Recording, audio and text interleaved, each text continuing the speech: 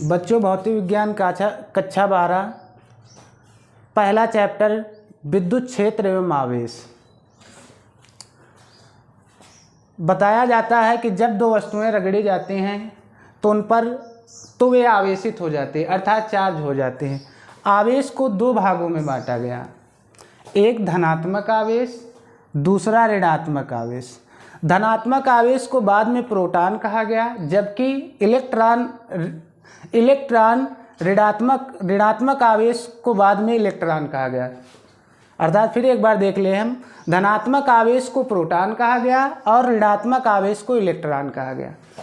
Proton का आवेश +1.6 × 10⁻⁻19 coulomb, जहाँ कूलाम SI यूनिट है, इसे कैपिटल C से प्रदर्शित करते हैं। जबकि इलेक्ट्रॉन का आवेश -1.6 × 10⁻⁻19 कूलाम। द्रव्यमान 1.6 × 10⁻27 किलोग्राम प्रोटॉन का, और इलेक्ट्रॉन का द्रव्यमान 9.1 × 10⁻31 किलोग्राम होता है। हम देखते हैं कि द्रव्यमान जो प्रोटॉन का द्रव्यमान है वह इलेक्ट्रॉन के द्रव्यमान से अधिक है, अर्थात जो प्रोटॉन है वह इलेक्ट्रॉन से भारी है।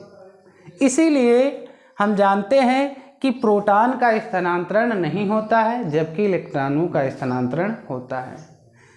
फिर इसके बाद में कूलाम जी फ्रांस के वैज्ञानिक हैं, वे आए, उन्होंने देखा कि जब दो आवेश कुछ दूरी पर रखे जाते हैं, और कहाँ पर रखा गया, इनको निर्वात में रखा गया। ये एक ऐसा माध्यम है जहाँ निर्वात में रखा गया, और निर्वात में K की वैल्यू 1 होती है, ये ध्यान देना।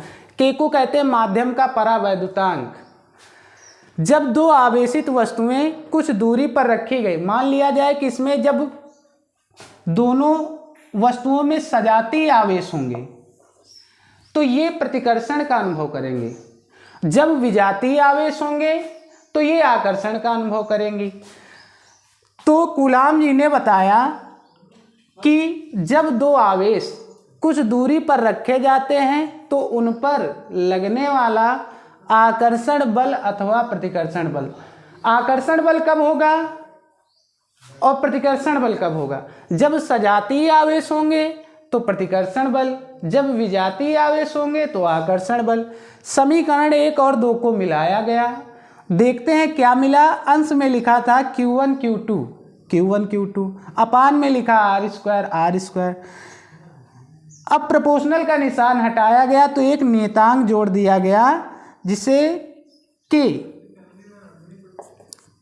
जहाँ K की वैल्यू होती है 1/4πε0,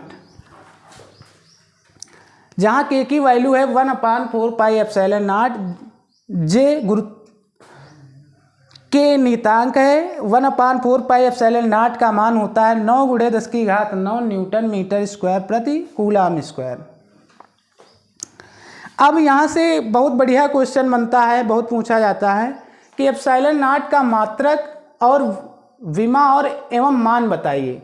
तो ε0 का मात्रक यदि हम देखें, यहाँ पर लिखा है 1/4πε0 का मान 9 × 10⁹ न्यूटन मीटर स्क्वायर प्रति कूलाम स्क्वायर। वैसे तो हम विमा पद्धति द्वारा जो पीछे पढ़ाई गई है हमको फर्स्ट ईयर में, वहाँ से निकाल सकते हैं F का मात्रक बराबर 1/4πε0 Q1 Q2 अपान R² का मात्रक। लेकिन इसमें हम देख सकते हैं ये अपान में, तो यदि हम इसकी यूनिट चेंज कर दें, इसको पलट दें, तो यहाँ से यूनिट बड़े आसानी से निकल आएगी। ε0 का मात्रक = कूलाम स्क्वायर पर न्यूटन मीटर स्क्वायर। ε0 की विमा क्या होती है हम जानते हैं, कूलाम की विमा 80 होती है, इसमें घात 2 लगी है तो इसमें घात 2 लगा दी गई। न्यूटन किसकी यूनिट होती है? फोर्स की, बल की यूनिट होती है। बल की विमा क्या होती है? mLt-2 होती है। मीटर स्क्वायर, मीटर की विमा L होती है, घात 2 लगी है, घात 2 लगा दिया गया, इसको सॉल्व किया गया तो हमें विमा मिली m−1 L की घात -3 T की घात 4 A²। अब यहाँ से हमको निकालना है ε0 की वैल्यू, तो ε0 की वैल्यू हम निकाल सकते हैं। जब ये ε0 को हम बराबर के उस तरफ ले जाएंगे तो क्या आ जाएगा? ε0 =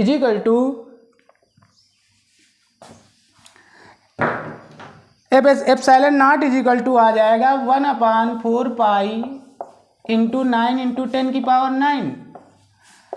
1/4 पाई का वैल्यू 3.149 इंटू 10 की पावर 9। इसको जब हम सॉल्व करते हैं तो बच्चों मिलता है हमें 8.85 इंटू 10 की पावर -12। यूनिट क्या होती है? कूलाम स्क्वायर पर न्यूटन मीटर स्क्वायर। तो यहाँ यूनिट रख दिया हमने कूलाम स्क्वायर पर न्यूटन मीटर स्क्वायर। थोड़ा बच्चों इतिहास इसका जान लेते हैं हम। तो इतिहास में क्या था? आवेश सर्वप्रथम इलेक्ट्रॉन को पहले कहा जाता था अंबर। अंबर एक पदार्थ होता है जो पत्थर जैसा होता है। जब किसी वस्तु में इसको हम रगड़ते हैं तो उस पर आवेश आ जाता है, हल्की वस्तुओं को आकर्षित करने का गुण आ जाता था। पहले सर्वप्रथम माना जाता था कि आवेश में सिर्फ एक ही गुण है, केवल आकर्षण। लेकिन क्या हुआ, कुछ प्रयोग को आगे बढ़ाया गया तो वैज्ञानिकों ने देखा कि जब दो अंबर नामक पदार्थ आपस में रगड़ते हैं तो क्या होते हैं, जब वो दो अंबर पदार्थ परस्पर पास लाए जाते हैं तो एक दूसरे को प्रतिकर्षित करने लगे। इससे क्या पता चला कि आवेश में केवल एक गुण नहीं बल्कि कम से कम दो गुण हैं। इसी गुण के आधार पर बेंजामिन फ्रैंकलिन ने आवेश का नामकरण किया।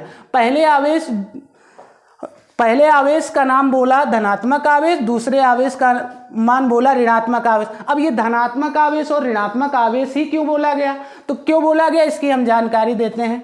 तो बताते हैं कि जैसे ही अंबर नामक पदार्थ को रगड़ा गया था कपड़े से तो इसमें हल्की वस्तुओं को आकर्षित करने का गुण आने लगा था। जब ये आकर्षित करने का गुण आने लगा था तो इस हल्की वस्तुओं को इससे टच करा दिया गया। तो जब टच कराया गया तो हमें मिला क्या?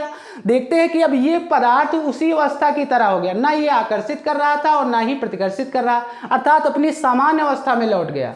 जब अपनी सामान्य अवस्था में लौट गया बच्चों तो इससे पता चला कि आवेश में एक ऐसा गुण है कि जो एक दूसरे को पूर्णतया नष्ट कर देते हैं। तो आवेश में पहले जैसे कह दिया जाए कि ये +5 और -5 को जब हम ऐड करते हैं तो क्या आ जाता है? 0।